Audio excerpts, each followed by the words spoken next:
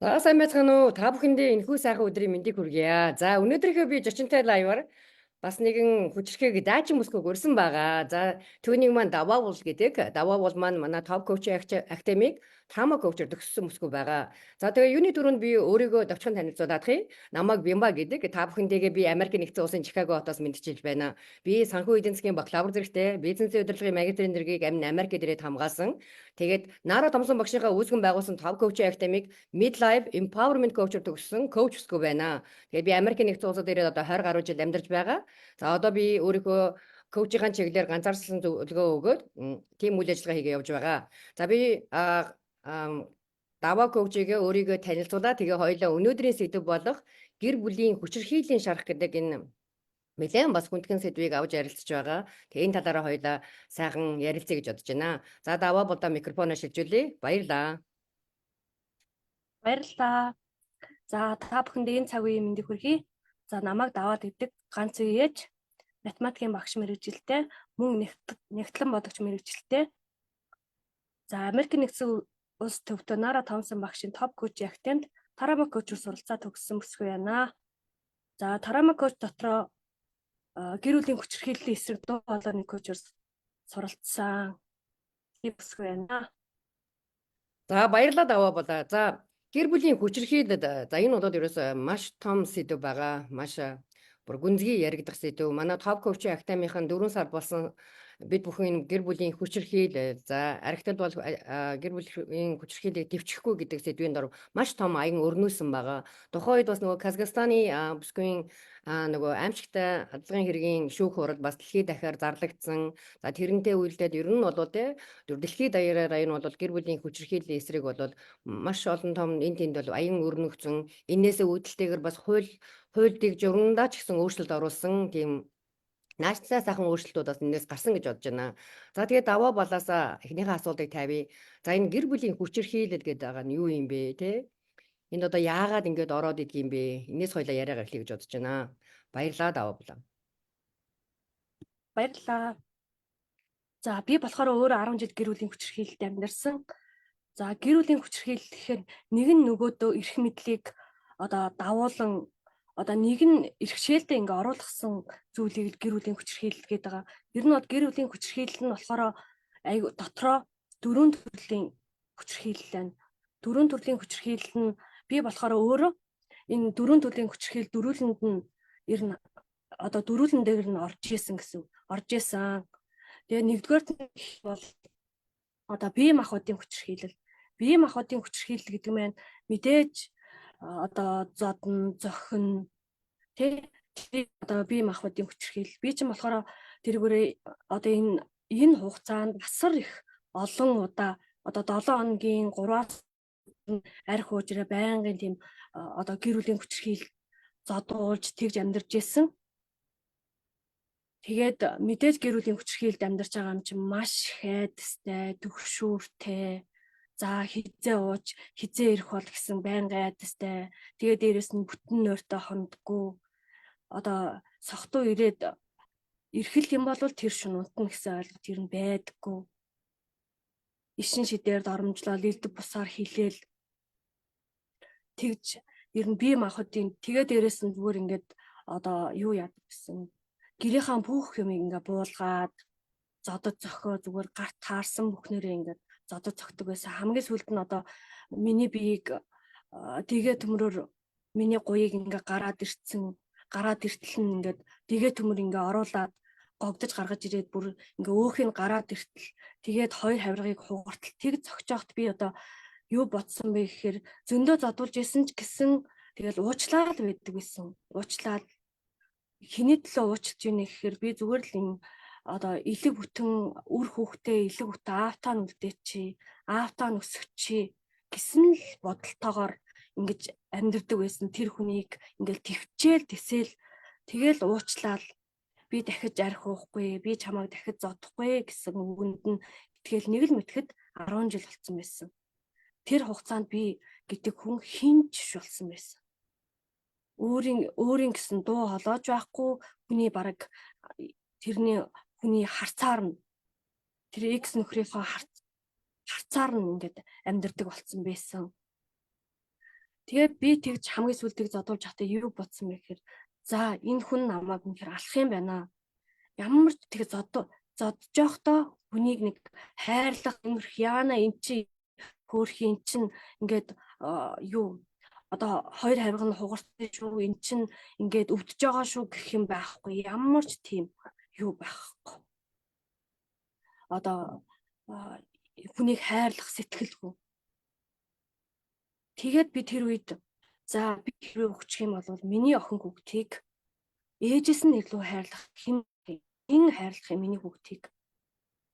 миний хүүхд чаашдаа ээжгүй яах юм бэ гээл тэр одоо гэрээс ингээд чамдаантай хувцас аваад явж исэн ашиг зөртөө алхам хийгээд би хэрвээ амиа аваа гарч исэн гэх юм. Тэгэд хэрвээ одоо өнөөдрийн өнцгөөс бодоод үзэхэд хэрвээ намайг дахир дутуу болоод хэрвээ намайг цохоод алдсан бол хэн охирох юм? Би л охироо үлдээ шүү дээ. Тэр хүн магадгүй тэгэл яг тэр хүний одоо экс нөхөр маань юу гэдг байсан бэ гэхээр би чамайг алчаад ингээд шоронд явчихна. Чамайг алаа хийчих. Тэгээд би энэ хугацаанд одоо өрөвдөөд гэх юм уу? Өрөвддөг л одоо бодоход өрөвдөөл эдий гэл тэгтий. Ганцхан удаа нөгөө цагдаа дуудаж өгч байсан. Одоо цагдаа дууднаа моднаа гэж хэлэхээр ингээд бүх утас шүмэс ингээд ихэндээ ингээд нөгөө гэр бүлийн хүчирхийлж ингээд одоо би эхнээс нь ингээд тэр хүнийг давраацсан байгаад байгаа байхгүй юу? Яагаад гэх юм бол эхний удаа зогтно л аавдаа ээжтэй хэлээл арга хэмжээ авах хэрэгтэй байтал би гэдэг хүн чинь энэ хүн буруугаа намайг уучлчих гинэ. За нэг удаа уучлчих. Би үнэхээр тасраад би чамайг зогччихжээ намайг уучлаар гэх тэгэхээр за энэ хүн ингэсэн юм байж. Тэр нь ингээд нуугаад гэрийнхнаасаа ингэж нууж явсаар хагаад ингээд даамжраад энэ бит хоёр зодуулж байт яавал гэж дээ. Гэл энэ гэр бүлийн хүчрхийлж ингээд бүр ингээд даал тэгээ дээрэс нь ингээд даамжраад бүр ингээд амар их давардаг юм байлээ. Тэгээ дандаа хаалтаа алганы цаана ингээд хүн харахад ингээд нэг сайхан гэр бүл яг тэгж амьдарч байсан. Тэгэл би яг бие махбод гэдэг бол ер нь бол амар өвдөж байгаа шүү дээ. Одоо нөгөө гэр бүлийн хүчрхийлд яг нөгөө нэг зодуулаад үдсэн хүн л энэ зовлон ойлгохоос ш зодуулж үзээгүй бол яаж тэгж бие махбод нь яаж өвдөж яаж тэгж амар хөндүрлэхийг бол ер нь сайн мэдгүй л ах. Яг хүчрхийлэд амьдарч байгаа энэ хүмүүс л үнэхээр л тэгээ хоёрдугаарт нь гэх юм бол санхүүгийн хүчрхийл. Одоо нэг жишээ гэх юм бол нэг жишээ дурдахад хоёр гэрлээд би чинь гэрснээс хойш шувт ингээд ажил хий. Охиноо хараад 15 онд охиноо гаргачаад яг 1 жил хэдхэн сар ажилгүй байсан. Тэр хугацаанд нөгөө цагаан сар болоод за тэр хугацаанд экс нөхөр минь ажил хийдэг байсан. Тэгсэн чинь намайг 60,000 төгрөг өгөөд за чи энүүгээр цагаан сараа хийгээрэй. За тэр 60,000 төгрөгөөр цагаан сар хийхэд нэг 6хан сар би ажилгүй байсан юм шүү дээ. Тэр хугацаанд ингээд хүүхдээ хараад гэртээ байгаа хүн чинь ямар ч мөнгө төгрөг байхгүй хүүхдийн нөгөө тэр чинь нэг 20,000 50,000 гэж орж ирдэг байсан. Тэрүүгээр ингээд болгоо. Тэгээд дээрс нь 60,000 төгрөг өчөөд ингээд цагаан сар ингээд орж ирж байгаа хүмүүсийн гарын цайлах юм. Тэр миний өвдөстө үнэхээр амар байсан.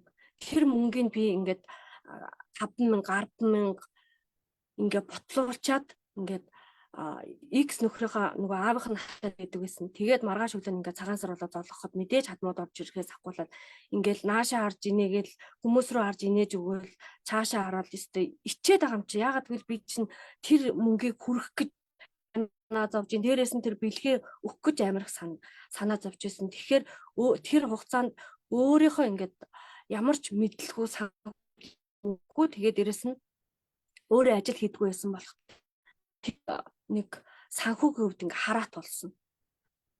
Яг тэр зүйл нь надад айгүй эмзэг байдаг байсан. За 3 дугаарт нь гэх юм бол сэтгэл санааны хямрал. За энэ сэтгэл санаа гэх юм бол мэдээж тэр хүн одоо маш их ийм миний тухайд гэх юм бол маш их ийм айдастай, түгшүүртэй. Тэгэл одоо ингээд арх уугаад ирсэн шөнө нь унтна гэсэн ойлголт хизээж байхгүй. Хизээж унтахгүй.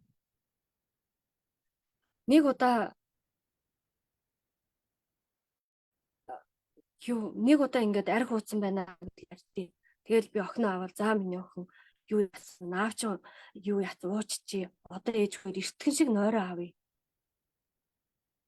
Нойроо авахгүй бол ирчээл тэгэл одоо тийм ч юм орж ирэл би заавал тэр хаалга онгойлгож босч өгч хаалга онгойлгож өгнө.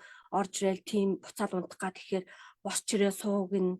Тэгэл одоо аяга барьжсэн бол аягаа авч идэн. Тэгэл бүр өгөнд нь би босоо суухгүй бол ингээд мэдээж харахгүй шүнэл орж ирж байгаа юм чи ингээд нойр хүрээд ингээд унтах гад тэгэхээр илтэв босоор хараа зүхээд айгүй амар хэцүү.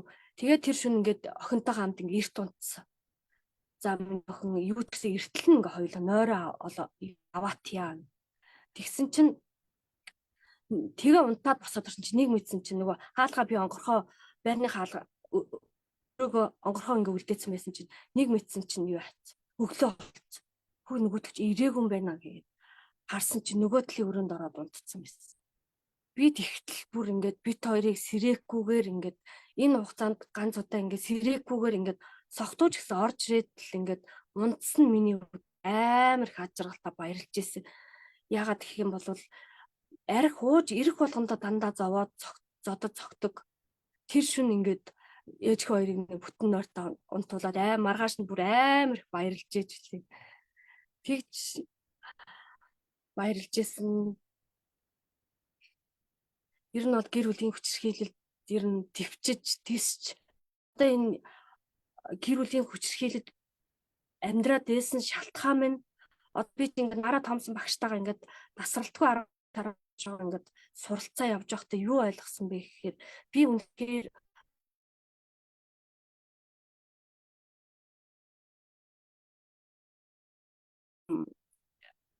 үгээ хэлж чаддаггүй хинч ямар ч тийм зориг мөрөөдөл хүсэл сонирхол байхгүй.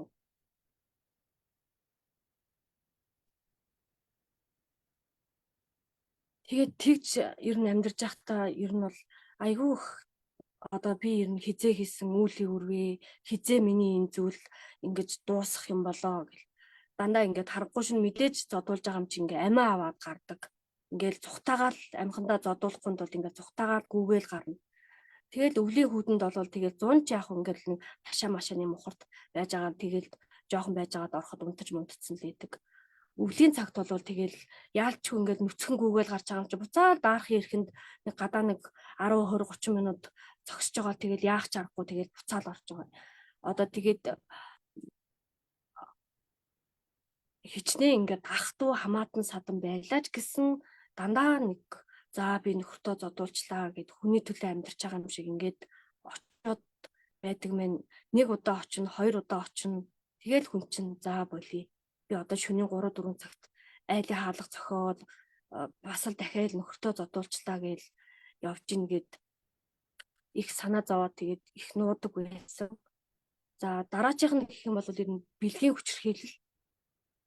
За би энэ бэлгийн хүчирхийллийг болохоор нөгөө X нөхөр маань арх уугаад ингээд зодсон штэ. Зодоод мэдээж миний ингээд одоо X нөхөр маань ингээд нүүрэнд огт цогтөхгүй ингээд нүүр харахад зүгээр тэгсэн хэрнээ нүүрнээс бусад ингээд бүх даалт харагдах газруудад цогтөг. Тэгээд ингээд зодсныхаа ард талд ингээд заавал ингээд юу яадаг. Нөгөө одоо секс хийдэг. Мэдээж би чинь өөрөө амар тэр зүйл чинь ингээд зохиод бид нар чи одоо ингээд хөл мөлөө шалбалахад ямар их өвддөг вэ. Гэтэл би чи одоо хавирга мавиргаа хуглуулаад гар хөл толгой түрүүнээсээ өстүүлээ чирүүлээл ингээд бүх бие маань нийл өвчин байхад би одоо тэндээс таашаал авч тэр зүйлийг одоо дуртай яг хийх үг. Ер нь бол одоо байнгын тэгж нөгөө нэг зодсныхаа ард заавал тэгж хийдэг байсан. Тэгээд энэ хүчирхийллүүдийг би бүгдийг ингээд амьдрал дээрээ яг энэ 10 жилийн хугацаанд өөрийнхөө энэ амьдралаараа ингээд туулаад, даваад, туулаад гарч чадсан. Баярлалаа даваа балаа чамаагаа бүр нэрээ. Ямар ч за чамаагаа ингээ харин би тийм учраас би чамаагаа хэлж байгаа айгүй. Дайчин зөрөгтэй мундаг бүсгүй үеийн зүйлээсээ гарч чадсан гэж. Ямар ч хэцүү юм дээ нэрээ. Ямар төвчээр хатуужл хэрэг ийм юм ингээ даваа тулаа явж байт юм бэ те. Бүр ингээ сонсоод л ингээл би энэ даваа балийнхаа ярьжсэн зүйлийг урд нь сонсч лээсэн л да. Тэгэл үнэхээр л ингээл сонсох болгонд л зүрх минь нэрээ эмтэрдэг. Бүсгүйчүүд маань нэрээ мэдгүй танаа дээр хуучин нүгрий чинь би бол мэдэхгүй. Гэхдээ ямар ч харгас балмад одоо тий хүчирхийлэгч базар байна. За тэгээ даваа болынхаа хэлсэн зүйлийг би нэг базаа дахиад хэлээд хийе. За ингээ гэр бүлийн хүчирхийлэл маань даваа бол маань ингээд 10 жил шгүй ингээд амьдарч ингээд энэ дундуур туучаад явсан. Энэ бол бодит түүх шүү. Бодит түүний түүх шүү. Тэгээ даваа бол маань хэллээ. Тэгээд дөрвөн төрлийн хүчирхийлэл байдгаа. Тэгээ нэгдүгээр нь биеийн хүчирхийлэл байдаг тий. Биеийн хүчирхийлэл нь одоо хүнийг ингээд зодож одоо даваа болон мөн бүр аимшигтайгаар зодож зогсчихсан байна шүү дээ. Одоо гимтээжсэн байна. За ер нь бол зохиод авах энэ чинь хүртэл биеийн хүчирхийлэл болж байгаа. За тэгээд хоёрд нь бол санхүүгийн хүчирхийлэл гэлээ. За санхүүгийн хүчирхийлэл бол манай бас энэ бүхний та бүхэн аягүй сайн анхааралтай сонсороо. Даваа бол мань 6хан сар л ерөөсөө ажилгүй байж суусан гэж шүү. Бусад тохиолдолд даваа бол байнга ажиллаа хийгээ явж исэн бүсгүй байгаа байхгүй юу. Тэгэхэд одоо бид нар бүхэн одоо ээжүүд бол маш олон жилээр одоо нөгөө ажил хийхгүй суудаг. Одоо жишээлбэл би 2 хүүхд гаргаад 5 жил гэртээ суусан хүн байгаа. Ингээ ажил хийхгүй орлогогүй болж байгаа гэсэн үг шүү дээ. Энэ бол ерөөсөө эмэгтэйчүүдэд маань аягүй нийтлэг тохиолдож байгаа зүйл юм аа. За одоо би хүний нутагт амьдарч байгаа бас олон ээжүүдийн төлөөллийг өмнөөс ярьж байгаа хүний хувьд бол нэрээ бид бүхэн чинь ингээ ээжүүд чинь хідэн хүүхдээ гаргаад гэртээ суух нөгөө өөр хүүхдээ тээж төрүүлнэ өсгөж хүмүүжүүлнэ гэдэг яг харахгүй гэртээ суух шаардлага гардаг ажил хийж чаддгүй болдог. Инхээр хүн ингээ санхүүгийн ингээ бас нөгөө нөхрөөсөө хань ажилласаа хамааралтай болчиход байгаа тийм шинж тэмдэг илэрдэг. За гуравт нь болохоор бие сэтгэлийн. За тэр бол ерөөсөө яриачлах хэрэг алга байна. Ийм тамтай хажуудаа ингэж тамлагч зовоогчтой. За тэр аргуугаад орж ирж байгаа хүчирхийлж байгаа хүний хавьд бол бие сэтгэл болоод амгалан тайван байна гэсэн ойлголт бол үнэхээр алга байна. Үргэлж айж идэг, жочж идэг, имэж идэг тий. Одоо хизээ хүрээд ирэх болов хизээ зодох болж гэдэг юм одоо бие сэтгэлийн хохиролд орох нэ. За дөрөв дэх хүчирхийлэл нь бол бэлгийн хүчирхийлэл гэж хэлдэг. За энийг бол хүн бас зарим хүмүүс бас гайхт юм бэлээ. Яахаараа эр нөхрөөсөө бэлгийн хүчирхийлэл авах вэ? Ерөөсөө хүсээгүйгээр тэр бэлгийн харилцаанд орсныг л ерөөсөө бэлгийн хүчирхийлэл гэдэг байгаа юм. За ингээд ийм олон хүчирхийллүүдийг авдаг байх нь байна. За тэгээд даваа бол мань тодорхой сайхан хэллээ ш. Ингээд тодорхой хэлээ. Би энэ амьдралыг би 10 жил ингээд туулаад явсан юм аа. За тэгээд яагаад энэ амьдралчтай хүн чинь ингээд хүн чинь эхний удаа ингээд цохиулаад заавах ч юм уу тийм хүн тийм авирыг гаргуул ингээд өсрээд гараа өвчмөр одоо би тэ гэхчим даваа бол ихтэй тэр хүний чинь өрөвдөж үдсэн байна тий өрөвдөж ойлгох гэж үдсэн байна. Дараа нь ингээд бас хавь орчиндоо ээж авдаа ах дүү нартаа хэлэхгүй ингээд нуусан байна. За тэгвэл би ингээд би л зүгээр ингээд бодож ин л да. Үгүй яадчил ингээд тэр одоо хүчирхийлэл үлдэж байгаа ингээд зодод зогсож байгаад нь хавь орчиных нь ингээд нөгөө хөрш мөршүүд чинь байдгүй юм уу ирээ тусалдаггүй юм уу. Одоо би түрүүн жишээ юмнаас хэлээ нэг удаа л цагдаад өгсөн гин энэ ч одоо хууль дүрм нь байдгүй юм уу тэгэж энийг хүнийг зодож байгаа хүчирхийлж байгаа хүн хуулийнхаа арга хэмжээ үгүй ирэхгүй авдаг байхаа л гэж бодож байна. Монгол улс маань хуультай тий. Тэгээ яагаад энэ бүхэн ингээд ороод ингээд яваад байдаг байсан юм бэ гэдэг. Би өөрөө бол энийг нөгөө өөрөө одоо коучээр сураад багштайгаа нэлээд удаан одоо суралцаад манай даваа болмоч ингээд суралцаад энийг бол одоо ингээд сэтгэл зүйн хувьд бол ойлгож байна. Тэгээ би даваа балыгаа дахиад энийг нэг тодорхой нэг жоохон дахиад тайлбарлаад өгөөч. Яагаад ингээд ороод ингээд энээсээ гарч чадахгүй яваад байна вэ? Тэ? Энийг чи минь юу гэж бодож байна? Одоо чи энэ нөхцөлд 10 жил явсан байна шүү дээ. Тэгээд чамд минь юу болсон болоод ингээд энэ одоо нөхцөл байдлаасаа ингээд хаалгаас аваад чи намайг зохих хэрэг байхгүй гэд ч юм уу одоо тий ингээд гараад явж чадахгүй яагаад ингээд номоо дараа номхон болоод ингээд айгаад хулчигаад яваад байсан байна. За баярлалаа даваа болоо. Энэ зүйл маань би одоо ингээ хүмүүс ярьдаг штеп. За зогсох юм бол тэгэл салчаач тий болчооч гэд. Үнэхээр хүмүүсийн хэлж байгаа шиг тийм амар зүйл бас биш. Тэгээ би одоо ингээд яагаад ингээд зодуулаад байсан шалтгаан нь өөр юм. Тэгээд би энийгээ ингээд нэг зодуулах ёстой юм шиг. Ингээд миний амьдралын хэв маяг чад ингээд өдөрт нь ажиллаа хийлээ.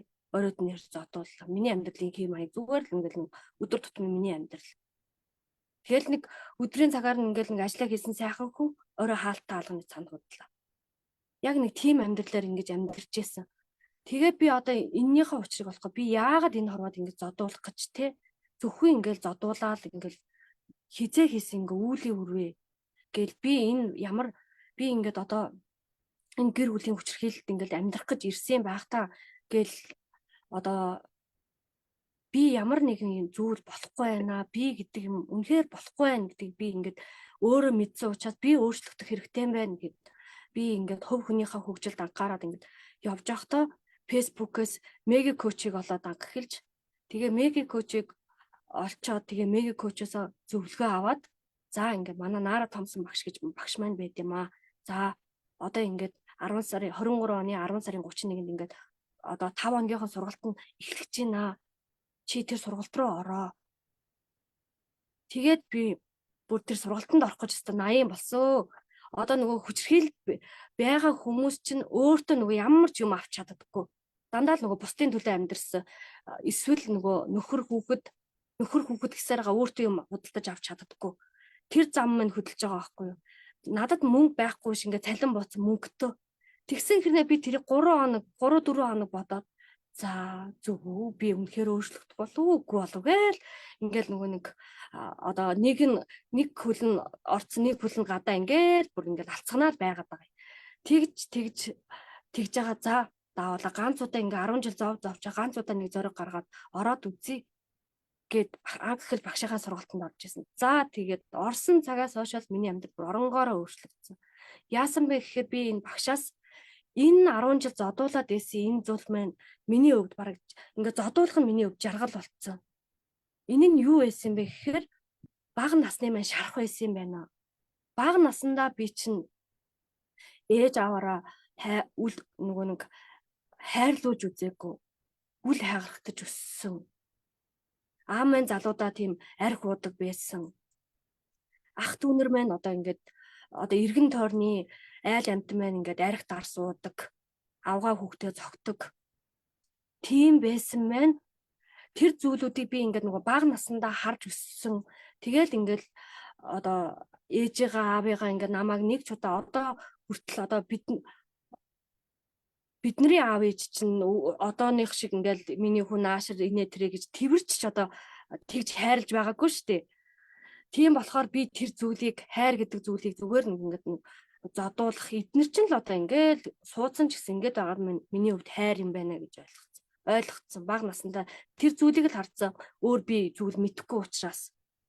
Тийм болох дээр өөрөө би тийм архичин хүнийг очиж сонгож суугаад тэгээ тэр хүнээс ингээд салж чадахгүй ингээл маш их тэр хүнээс хамааралтай ингээл энэ л би энэ хүнтэй мэдээж би чинь анх их суухдаа энэ хүнтэй сайн сайхан амьдрнаа ад жаргалтай сайн сайхан амьдрнаа л гэж сууж байгаа шүү дээ. Түүнээс энэ хүнээс хэдэн жилийн дараа салнаа малнаа гэж хүмүүс хизээд тэгж суудаггүй шүү дээ. Тэрнтэй адилхан би энэ хүнтэй сайн сайхан амьдрнаа гэд суусан байтал би очижоод ингээ гэр бүлийн хүчрхийлэгч тийм архичин хүнтэй очиод нийлцсэн. Энэ нь би болохоор тийм бага насандаа тийм зүйлүүдийг хараад өссөн маань миний энэ тархинд зүгээр ингээд контролгүйгээр тэр зүйлийг ингээд тархиндаа бичээд авсан учраас одоо ингээд CD шиг нөгөө одоо хуулаад дуу хураагаар шиг ингээд хууж байгаатай адилхан ингээд хуулж авсараа тэр зүйл нь л одоо миний амьдралын зүгээр хэм маяг болцсон. Гэтэл эн чинь бага насны шарах юм байна. Хайр гэдэг чинь ийм зүйл биш юм байна. Багш маань тэг хэлдэг. Нөгөө хайр гэдэг чинь бага насныхаа дурсамжуудыг сэргээх гэсэн завдал юм аа. Би бага насандаа үнэхээр тэр зүйлийг ингэж мэдэрчээсэн болох дээр л одоо тэр зодуулаад байсан маань миний хувьд хэвийн зүйл. Одоо манай хамаатны ах эгч хоёр одоо ингэж аав ээжийг тэг зодож байхыг би бол хараагүй. Би бол тэр зүйлийг мэдэхгүй. Гэхдээ манай аав залуудаа архиудаг гэсэн гэж байгаа. Тэгээд тэр зүйл маань одоо манай хамаатны дандаа манай хажууд байдаг ах маань эхнэрээ байнгын зоддог. Хүүхэд ахын миний санаж байгаагаар одоо ингээл байнгын эхнэрээ зоддог. За тэр хүн сохтуу арх ууж ирлээ. Хүүх тэр бараг тэр хөдөөний тэр эргэн тойрны айлууд чи бүгдөө ингээд хүүхэд ахт ингээл юмны цаагаараа ингээл нуугдаад. зүгээр л баг тооготой хоол буцаж ивэл хоол моолоо ингээд авч шидэл ингээд амар бүр ингээд нэг оронгоор нь эргүүлдэг. Ийм амар агсан согтуу тавьдаг. Ийм хүнийг би ингээд хараад өссөн. Миний энэ амьдрал үнэхээр ингээд одоо аимшигын тамийн амьдралыг үүсгэх гол шалтгаан нь болчихж байгаа байхгүй. Тэгэхээр нөгөө нэг бид нар бага насандаа яг ямар орчинд, ямар хүмүүсээр, ямар зүйл сонсож өссөн тэд нар нь одоо бидний энэ амьдралд одоо амьдралыг бүтээгээд байгаа.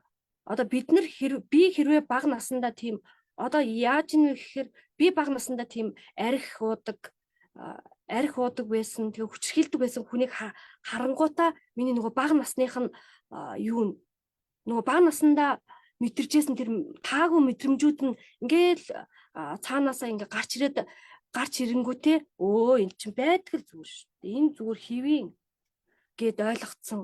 Тийм болохоор одоо энэ гэр бүлийн хүчрхийлд байгаа хүмүүс маань бага насныхаа шарахыг эдгээрээ бага насандаа та магадгүй те ээж аав чинь эрүүл бус хамааралтай архит одоо аав ээж чинь архитанд согтуурдаг. Тэгээ дээрэс нь ямар нэгэн араар тавилтын шарахтаа араар аль нэг нь хэрүүлтэй уруултаа тийм эрүүл бус орчинд өссөнд бол эн чинь тийм бидний нөгөө таагүй дурсамжууд үлдээгээд байгаа ийм амар бага насандаа ингээд айгаад тэр зүйлийг мэдрээд байгаа маань бидний энэ одоогийн сэтгэлд ингээд тархинд ингээд шарах болоод үлдчихдэг. Тэр бага насныхаа шарахыг эдгээгээрэй л гэж хэлмээр байна. Тэгээд би багштайгаа уулзраад бага насныхаа шарахыг эдгээгээд даваа бол өөрийн гэсэн дуу хоолойтой, зоригтой, зоригтой. Би яагаад ингэж амьдраад байсан юм? Шалтгаан нь би бага насандаа л ингээд миний буруу биш юм байж чинь бага насандаа шархалцсан байсан байна гэдгээ ойлгож аваад одоо ингээд тэр байтга бүр нөгөө дуу хоолойчгүй юучгүй байсан хүн чинь одоо бүр коучээр суралцаа төгссөн одоо энэ гэр бүлийн хүчирхийлд байгаа бүсгүйчүүдэд тусланаа нэг ч гэсэн бүсгүй ийм нэг ээжийн цаан зөндөө олон хүүхдүүд тэр гэр бүлийн хүчирхийлд байгаа тэр хүүхдүүд чинь амар хөөрхийлөлтөнд маш их айдастай төгшүүртэй тий манай охин хүртлийн одоо ингээл хаалга маалга жоохон чавцхын ингээ зүгээр бүндгнөөл тэгэл нэг савхтуу хүмүүс харахаар ингээ айдаг байхгүй. Тэр нь аргагүй шүү дээ нөгөө гидсэн дахаас нь ахгуулаа тэр хүүхэд чинь ингээ хүчрхийллийг үздсэн тэр айдас тэр зүйлийг ингээ мэдэрсэн болох тэрнээсээ айгүй их ингээ айдаг. Тэгээд одоо бидний энэ одоо миний энэ хүүхдээ яг та нөгөө өнөөдөр ямар орчинд өсгөж байна? Миний бас нэг шалтгаан маань одоо ингээ багштайгаа суралцаад ойлгож байгаа зүйл маань бидний энэ амьдралыг үр хүүхэд маань давтдсан байна. Хамгийн аимшигтай. Би өмнө нь ингэж боддог байсан. Одоо би ингээл төвчээл ингээл аавтай намд амьдруулах гэдэг юм чинь би ингээ элэг бүтэн амьдруулж байгаа маань одоо их гээжүүд тэгдэг штэ. Ингээл хүүхдүүдээ бодоод ингээ төвчээд байгаамаа гэх. Энэ үнэхээр буруу зүйл юм байна. Таны хүүхдүүд чинь одоо ээжүүд бид нар чи үр хүүхдээ сайн сайхан аж аргалтай амьдраарай л гэж хүсдэг штэ. Гэтэл бид нартэй адилхан одоо надтай адилхан гэр бүлийн хүчирхийллийг твцснээрээ яг ирээдүйд охин хүүхд болвол ингээд ээж шиг ингээд зодуулаад байгаа нь хэвийн зүйл. Манай ээж зодуулж лээд юм чинь зүгээр штэ гэд бас л ялгаагүй нэг зодуулдаг нөхөртөө суугаад ингэж амьдрна. Эрэгтэй хүүхэд нь бол ялгаагүй аавгаа дургаад ингээд нэг хүнтэй суун тэр ихнэрээ зоддог одоо хүчирхийлэгч болж өснө. Тийм болохоор энэ ээжүүд минь одоо үр хүүхдээ та яг ямар орчинд өсгөж юм бэ? Энэ элэг бүтэн гэр бүл гэдэг маань үнэхээр одоо амар амгалан ад жаргалтай ядаж бүтэн нойртой ингээ айдас төгшүүргүй байхыг л элэг бүтэн гэр бүл гэж хэлээд байгаа юм да гэдгийг л ойлгоол байгаа юм да. Баярлалаа даваа болоо. За чамаар бол үнэхээр бахархаж байгаа шүү. Даваа болмол тодоос тод жишээ байхгүй үүний маань. Тэгээ даваа болмол түрүүн бүр хэллээ шүү дээ. Мейк업чигоо сонсоод би анх удаа тий одоо мейкопчигоос багшийг олсон, мейкопчороо дамжуулаад багшийг олсон гэдэг чинь. Тэгэхээр одоо бид бүхний одоо чивтэр энэ хийж байгаа энэ контент чинь ийм учиртай байхгүй юу? Хүмүүс сонсоход магадгүй зарим хүмүүст энэ одоо ямар хэцүү зүйл яриад байна тий. Ч одоо юу вэ гэдэг зарим хүмүүс нь эвэртэй туулаа үдсэн юм шиг магадгүй аимшигтай сонсогдож магадгүй. Тэгэхээр энэ хорвоо ертөнцийн чинь бас нэгэн бүсгүй ингээд зовоо явж ядг юм байна.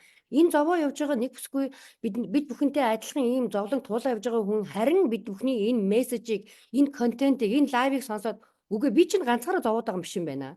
Би Над шиг бас юм зовлонтой хүмүүс байдгийн байна гэж өөртөө тэр энэ асуудлаасаа гарах тэр зөвшөөрлийг олгодгийм байна. Тийм учраас бид бүхэн ингээд тууштайгаар ингээд цоцошгүйгээр ингээд багш маань ингээд ажиллаад байгаамаа. Тэгээ маш олон даваа бол шиг над шиг юм гэрэлтсэн бага насныхаа шанхаа эмчилсэн юм бүсгүүчүүдийг төрүүлж байгаа. Бүсгүүчүүдэд гэрэл гээгээ нэмж байгаа. За тэгээ би даваа болынхаа хэлсэн зүйлийг бас дахиад нэг базаа хэлээд гээ даваа бол мань хэллээ.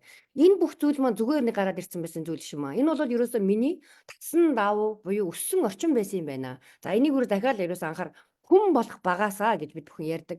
Яг л хүн болох бага наснд минь бид бүхнийг ойр хэн хүмүүжүүлж байсан. Бид бүхний ойр хэн байсан. Хинээр бид бүхэн хүмүүжигдсэн ямар орчинд өсөж байсан.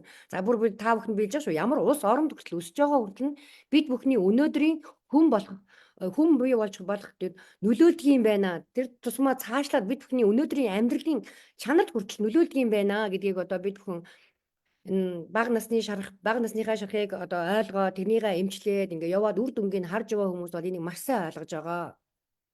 За тэгээд даваа болоо чамдаа маш их баярлаа. Маш олон бүсгүүчүүдийн тэр тусмаа гэр бүлийн хүчирхийлэлд өртөж яваа бүсгүүчүүдийн дуу хоолой болж яваа чамдаа үнэхээр их баярлаж байна. Тэгээд улам тий зоригтой яваад байгаарай. Тэгээд бид нар ингэж нэг хүний цаана нилээ хідэн үр хүүхдүүд нь сууж ядгийн гэр бүл нь бэж ядгийн нэг нь цаашаа ингэж үргэлжлээд явдгийм байна. За тэгээд даваа болоосаа за яаж одоо тий даваа бол багштайгаа уулзраад ингэж бага насны шархаа эмчлээд ингээд энэ асуудлаасаа гарч чадсан гэж энэ процессыг нэг дахиад нэг тодорхойлоод нэг жоохон хэлээд өгөөч. Яаж одоо энэ те гэр бүлийн хүчирхийллийн шархаа эдгээсэн бэ те эдгээсэн гэдгийг одоо яаж мэдж мэдэрч байна гэж одоо асуугаад хоёлаа дараагийн одоо энэ хүү лайвын хоёлоо өндөрлөх тийшээ хандъя. Баярлалаа даваа болоо. За миний гарч чадсан зүйл гэх юм бол нэгдүгээрт нь би охиныхоо төлөө мэдээж би охиноо энэ одоо энэ хүчрхийлэлд амьдэрсэн энэ хэцүү одоо хинч ээжүүд бид нар чинь ингээл охиноо хүнээр зодуулаад харахыг хүсэхгүй шүү дээ. Ээжүүд бид нар чинь аль болох үр хүүхдээ сайн сайхан ад жаргалтай сайн хүнтэй суугаад сайн сайхан ад жаргалтай амьдраасай л гэж хүсдэг. Тийм болохоор би энэ охиноо би чинь нөгөө ганц охиноо ингээд миний энэ амьдралыг ингээд автах юм байна гэдгийг ойлгосон учраас би энэ үнэхээр энэ гэр бүлийн хүчирхийллийг дэвчиж амьдрснараа миний охин алс ирээдүйд том болоод ялгаагүй л ийм хүчирхийлэгч нөхрийг татаад хүчирхийлэгч нөхөртөө л очиж суух юм байна. Ялгаагүй ийм архичин энэ хүүхдийн чинь бага насных нь өссөн орчин мэдээж одоо тийм архич хүчирхийлэгч ээж нь мэдээж л ингээл хажууд нь ингээ зодуулаад байгааг харж өсөж байгаа. Тэгээд дээрэс нь аав нь архи ууж ирээд ээжийг нь зодж байгааг харж өссөн учраас миний охины хувьд энэ чинь одоо нэг тассан даав нь болж байгаа. Тийм болохоор энэ бүгдийг би өөрчлөх хэрэгтэй юм байна. Охиныхоо энэ ирээдүйн амьдралыг өөрчлөё гэгээд охиныхоо төлөө нэгдүгээрт нь алхам хийж үйлдэл хийсэн. Тэгээ хоёрдугаарт нь гэх юм бол ингээд үнэхээр коучтой ажиллаарай. Яг ингээ манад Нара Томсон багшийн маань бүрдүүлсэн гайхалтай хамт олон байдаг. Гайхалтай коучуд байгаа. Тэгээд яг өөртөө тохирсон тийм коучтойгоо ажиллаад Нара Томсон багшийн маань тийм цаана ингээ гайхалтай хамт олон байдаг. Энэ бага насныхаа шарахыг эдгээхээр одоо нэг аюулгүй тийм хамт олон. Тэгээд би анх эхэлж одоо эн чинь бас ийм зүйл байд юм уу? Намайг л зүгээр л ингээд ямар ч болцолгүйгээр зүгээр ингээд хайраар үлхийдэж аваад би бүр ингээд лаг эхлээл бас ийм зүйл бас байд юм бэ. Бид нар чинь нөгөө аав ээжээсээ хайр халамж авж байгаагүй нөхрөөсөө хайр халамж авахыг мэдэхгүй хайр гэдгийг мэдэхгүй зүгээр л болцолгүйгээр зүгээр байгаагаар нь ингээд чи үнэхээр ингээд байгаагаараа мундаг байгаагаараа чи одоо хөөхөн шүү тий бүх зүйлийг ингээ байгаагаар нь чи үнэхээр л одоо чадварлаг байна, зоригтой байна. Чиний хийж байгаа үйлдэл чинь хүртэл мундаг байна. Тэр зүйлийг ингээ зоригзуулаад байгаагаар нь хүлээ авсан юм халуун дулаан гайхалтай хамт олон байдаг. Тэр хамт олонд орж ингээ би өөрөө шархаа эдгээсэн. Тэгэхээр ингээд багштай минь ажиллаарай. Тэгээд ингээ өөр тохирсон коуч руу орж ажиллаарай гэж хэлмээр байна.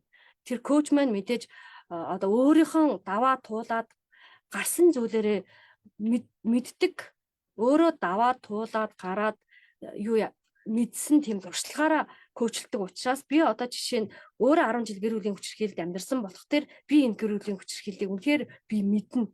Тийм болохоор энэ зүйлээрээ би ингээ коучлж чадах шиг манай коучуд бүгдөө өөр өөрийн юутэй нийштэй. Тэгээд 20 дугаар нь гэх юм бол коучтой ажиллаарэ. Тэгээ би багштайгаа тасралтгүй тууштай суралцсан. Одоо багштайгаа суралцаад 6 7 сар болж байна.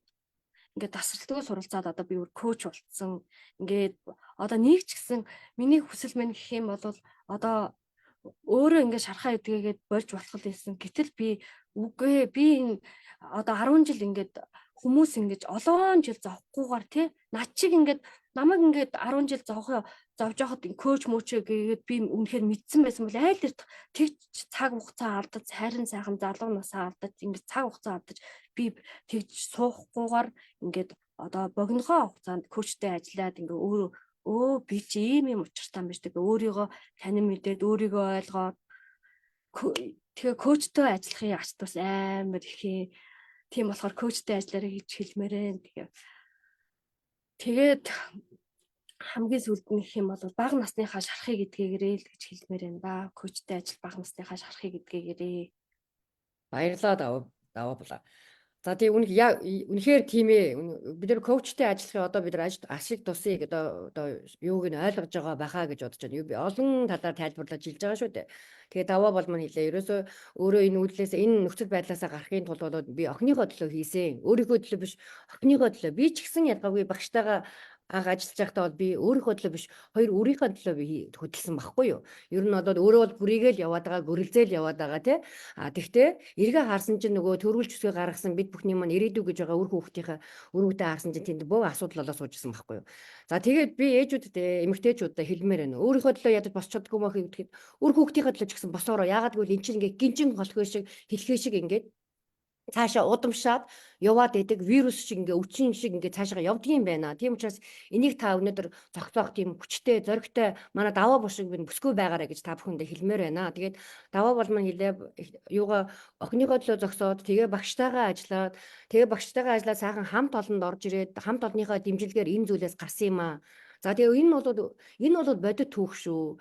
Ийм гэр бүлийн хүчирхийлэлт чинь зүгээр өнөөдөр шууд гүгээд орчдөг юм биш ээ. Энд ингээ зарим нь бол ингээ яваандаа ингээ мэддэхгүй нэг мэдхэд үгүй би чинь яагаад ийм нөхцөлд орчдөг билээ гэмээр тиймэрхүү байдлаар уусган оруулдаг тий. Тэгээ энэ нөхцлөөсөө гарч чадахгүй хүмүүс хөндлөнгөөс нь хараад үгүй яагаад зохиол задуулаад байгаа юм бэ салаач болооч гэж хэлдэг. Энэ бол тийм амархан гүгээ гарчдаггүй тийм амархан салчдаг зүйл биш ээ. Энд чинь бүр нэлээд зохицоор нь ажиллаж ийж би сэтгэл бүр оюун ухаантайгаа ажиллаж ийж энэ нөхцлөөс гарддаг юм аа. Тийм учраас бол мэрэгжлийн коучтэй тэр тусмаа манай даваа бол шиг яг ийм зүйлээр туулаа гарсан туршлагатай коучтэй ажиллаарай гэж та бүхэндээ хэлмээр байна. Тэгжээж энэ одоо гэр бүлийн хүчирхийлэл гэдэг зүйлээс гарддаг юм шүү. Тэрнээс хойш өөрөө гүүгээ бас гардаг тийм амар ажил биш ээ.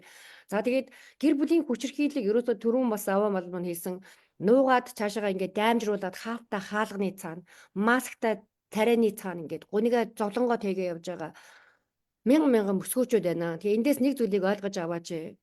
Чамайг нэг үгээр доромжилж байгаа бол дараагийн доромжлол ирнэ гэдгийг ойлгооч. Нэг зохиж авж байгаа бол дараагийн зохилд ирнэ гэдгийг бас ойлгооч. Нэг чамайг араар тавьж хуурж байгаа бол дараагийн араар тавьд хууралт бол ирнэ гэдгийг бас ойлгооч гэж хэлмээр байна. Тэгээ бид бүхэн чинь их өгөөмөр сайхан сэтгэлтэй ээжүүд, эмэгтэйчүүд сайхан сэтгэлээр дандаа өөрчилж өршөөж идэг. Үнэхээр нөгөө агуу сэтгэлтэй. Гэхдээ бид бүхэн чинь нэрээ төвчээрийн хязгаар одоо мэдхгүй одоо яаж төвчиж яаж ухаараа одоо төвчээрийг гаргахаараа ингэж тий бүр ингээ би маха сэтгэлээр ингээ зовж шаналж явах хэрэгтэй юм бэ. Энэ амьдрал даваа болмон түрүүн бас хэлсэн. Бид бүхэн төрснөөрөө л үн цэнтэй юм шүү. Энэ амьдралд бид бүхэн жаргах гэж ирсэн юм шүү. Тэрнээс зовж тий шаналх гэж энэ амьдрал төрөөгүй юм шүү. Тийм учраас та минь төрснөөрөө энэ үн цэнтэй юм шүү гэдгийг ойлгоорой. Үр хүүхдтэй бас тэр үн цэнийг мэдрүүлж яваарай. Явж ерөөсөө энэ чинь бид бүхний ерөөсөө дасан давуу ямар орчинд өссөндөө бүр зайшгүй салшгүй холбоотой байдаг юм байна. За тэгээд та бүхэн минь те энэ та битэрийн лайваас бас нэгийг бодож хоёрыг тунгаанахаа гэж бодож байна. Хэрвээ иймэрхүү нөхцөлд явж байгаа бүсгүүчд байгаа бол мэрэгжлийн хүмүүсээс нь туслалцаа аваараа, туслалцаа гуйгаарай, туслалцаа гуйх тийм зоригтой байгаарай гэж хэлмээр байна. За тэгээ даваа бол сүүлийнхээ одоо тий яриаггүй үлдсэн зүйл байвал хэлээд хоёулаа энэхүү лайваа өндөрлөё. Баярлалаа даваа булаа. За одоо гэр бүлийн хүчирхийллийг те бити төвчээрээ үнэхээр энэ гэр бүлийн хүчирхийллийг бити төвчээрээ нэг удаа л зогт нь арга хэмжээ авдаг байгаараа гэж хэлмээр байна. Тэгээд энэ нэг удаа одоо таныг зогсон л дараа нь дахиад зохино. Угаасаа тэгдэг. Тийм болохоор нэг удаа зогт нь аав ээжтэй хэлээд болохгүй бол цагдаад хэлээд арга хэмжээ авал үнэхээр энэ хүн засарна, эс бөгөөд засарахгүй. Тийм болохоор бити гэр бүлийн хүчирхийллийг төвчээрээ өөрийгөө золиослж чинь за би яг хааштай өнгөрсөн ээжүүд тэгдэж ш. За би яг хааштай өнгөрсөн. Би ч гэсэн өөрөө тийм л байсан л та. Өө хааштай өнгөрсөн ингээл баг ингэж байгаа л насыг дуусгачих гээл тэгж боддог байсан. Гэтэл эн чин бидний энэ нөгөө нэг амнасаа илүү хайрладаг үр хүүхдүүд нь хүртэл яг энэ амьдралаар явах юм байна гэдэг нь л хамгийн амар. Тийм болохоор би нэг ч гэсэн бүсгүйд одоо нэг жилийн өмнө, нэг сар, нэг хоногийн өмнө ч гэсэн гэр бүлийн хүчирхийллийг энэ те таних ийм учиртай байна гэж шарахыг олж харуулад тийм болохоор ингээд бага насныхаа шарахыг эдгэж гэх юм бол би энэ хүнтэй амьдрахгүй тэр хүний сонголт шүү дээ. Одоо багш маань 8 сарын 2-нд нараад томсон багш маань тийм салтын коуч гээд гадаадын нэг коучийн тийм сургалт зарласан байлээ. Тэгээд үнэхээр та өнөөдөр гэр бүлийн хүчирхийлэлд амьдарч байгаа бол аргаа бараад үнэхээр салмаар байна. Яаж салах учраа олохгүй байна гэд аргаа бараад явж байгаа бол та тэр сургалтанд суугаараа 8 сарын 2-нд инх цая пүүч буюу 99 10 56 80 гэсэн утсаар холбогдороо гэж хэлмээр байна. Би тэгээд өөрөө ганцаарчилсан бас коучинг айгүй олон бүсгүүчүүдэд өгөө явж байгаа. Тэгээд даваа коуч гэр бүлийн хүчирхийллийн эсрэг дуу хоолой гэсэн Facebook групп нэг дээрээ тэгээд надаас зөвлөгөө аваараа гэж хэлмээр байна. За баярлалаа. За баярлалаа даваа коуч зөө. За урилгын минь хүлээж аваад энэ лайвд нь оролцож байгаа чамдаа үнэхээр талархаж байна. За тэгээд би лайвынхаа юун дээр нь чинийхээ группийг таглаад тавьчихна. Тэгээд даваа болмол коуч мөн сая хэллээ. Багш минь Нараа Томсон багш минь 8 сарын 2-нд бас тэр салтын коучийг одоо гадаадын одоо зочин коучийг урьж оролцуулж байгаа сургалт зарлаж байгаа.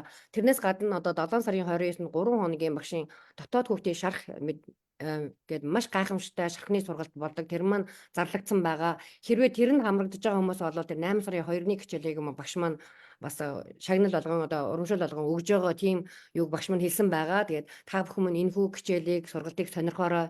Өөртөө үйлдэл хийж ихний алхмаа хийгээрэй. Мэргэжлийн хүмүүстэй хандаарай. Тэгээ нэг ч гэсэн ээж, нэг ч гэсэн үр хүүхэд бити нулимсаа зовоосай, нулимсаа гаргаасай гэж даваа балын мань хэлсэн. Энэхүү сайхан үгээр нэг ч өдөр, нэг ч цагийн, нэг ч одоо хоногийн өмнө ч гэсэн энийг ойлгож энэ гэр бүлийн хүчирхийлэлд зогтоогоосай гэж та бүхэндээ хүсмээр байна. Тэгээд өнөөдрийн лайвд минь хүрэлцээсэн чамдаа үнэхээр их баярлалаа. Тэгээ оройг сайхан өнгөрүүлээрэ. Баярлалаа даваа булаа. Баяр таа.